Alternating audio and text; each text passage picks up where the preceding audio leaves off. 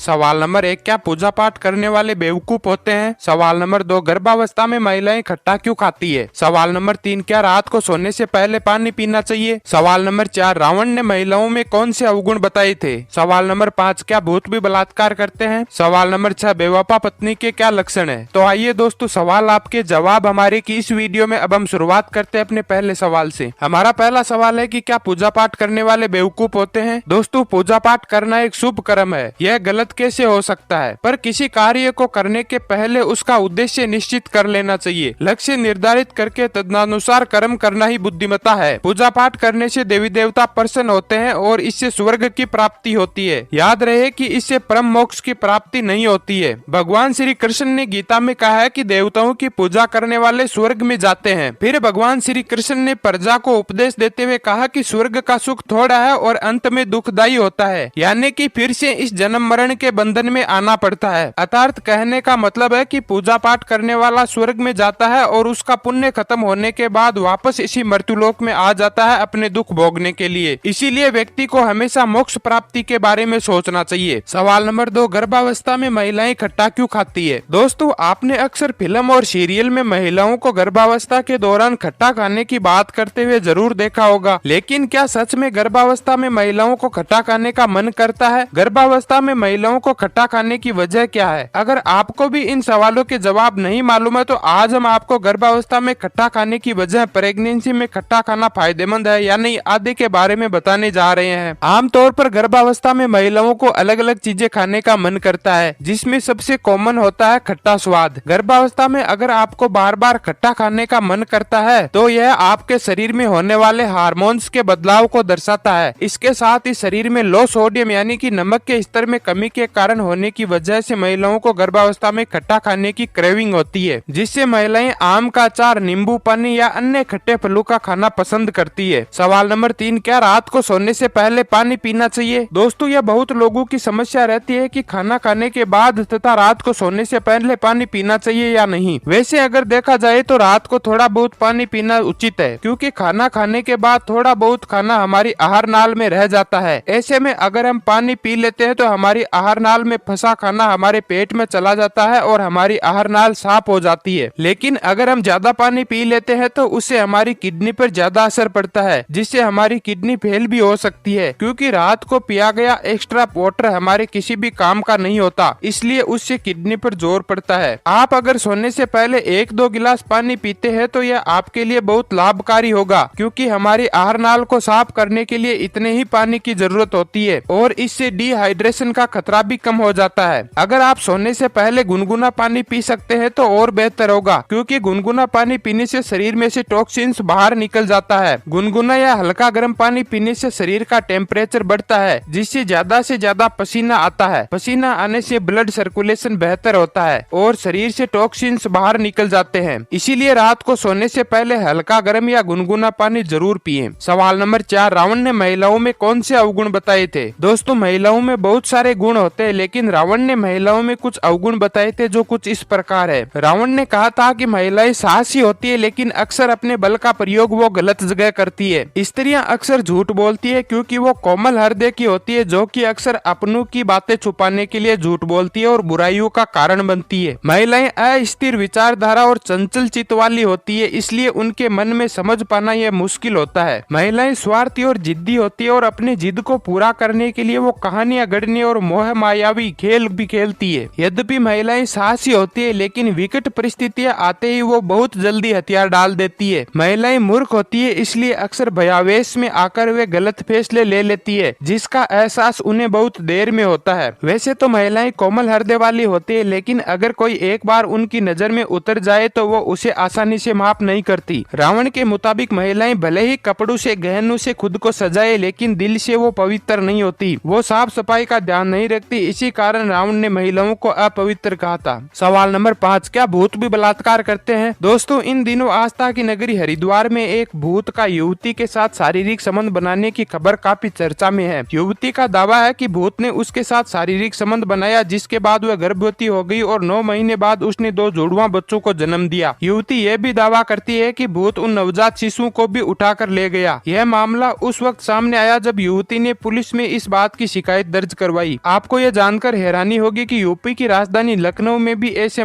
कई मामले सामने आए हैं जिसमें युवतियां दावा करती है कि उनके साथ भूत ने शारीरिक संबंध बनाए हैं। इस संबंध में मनोरोग चिकित्सक डॉक्टर अब्दुल कादिर जिलानी कहते हैं कि महीने में उनके पास करीब 1 दर्जन ऐसे मरीज आते हैं जो कहते हैं कि उनके साथ भूत ने शारीरिक संबंध बनाया है। उन्होंने बताया कि दरअसल ये एक प्रकार की खतरनाक मानसिक बीमारी होती है जिसको सिप्रोफेमिया बोलते हैं। डॉक्टर जिलानी ने बताया कि हरिद्वार वाले मामले में युवती भूत द्वारा प्रेग्नेंट होने का जो दावा करती है वह गलत है। उसने पहले किसी व्यक्ति के साथ संबंध बनाए होंगे। जब वह गर्भवती हो गई तो समाज में अपनी इज्जत बचाने के लिए झूठे दावे करती रही होगी। सवाल नंबर 6, बेवफा पत्नी के क्या लक्षण होते हैं? दोस्तों, जब एक लड़की की शादी हो जाती है तो उसके लिए उसका पति ही सब कुछ होता है और लड़की की पवित्रता धर्म का पालन करना चाहिए। लेकिन कुछ लड़कियां इन चीजों का ख्याल न रखते हुए किसी अन्य पुरुष से संबंध बनाने लगती है, जिसे दूसरी भाषा में कहा जाए तो पति से बेवफा हो जाती है। आइए हम आपको बताते हैं कि एक बेवफा पत्नी के क्या लक्षण है। यदि पत्नी बार बार बिना वजह अपने मायके जाए, पति को अपने मायके आने से रोके, अपने मायके पक्ष के शादी समारोह आदि में अकेली ही चली जाए, फोन पर लगातार बातें करते रहना और पति के पूछने पर पत्नी कहती है कि वह किसी रिश्तेदार से बातें कर रही है, घर पर हमेशा अकेले ही रहना चाहिए और पति को बेवजह ही बाहर भेजे, अपने ससुराल वालों से बेवजह ही झगड़े करके अपने पति से कहीं अलग रहने के लिए कहे, किसी दूर के रिश्तेदार को बार बार बेवजह ही घर पर बुलाए, किसी के घर पर बेवजह ही बार बार जाना, देर रात तक अपने पुराने दोस्तों के साथ पार्टी आदि में जाना, पति की छोटी छोटी बातों पर रोना और बहाने बनाना एक वजह हो सकती है। शारीरिक संबंधों के दौरान बार बार सर दर्द, कमर दर्द, बुखार आदि का बहाना बनाना, पति की रुचि वाली चीजों में कम ध्यान देना, पति का बार बार अपमान करना और बार बार उसे नकार और बेकरार बताना, पति द्वारा फोन लगाए जाने के दौरान ज्यादातर व्यस्त फोन पाया जाना।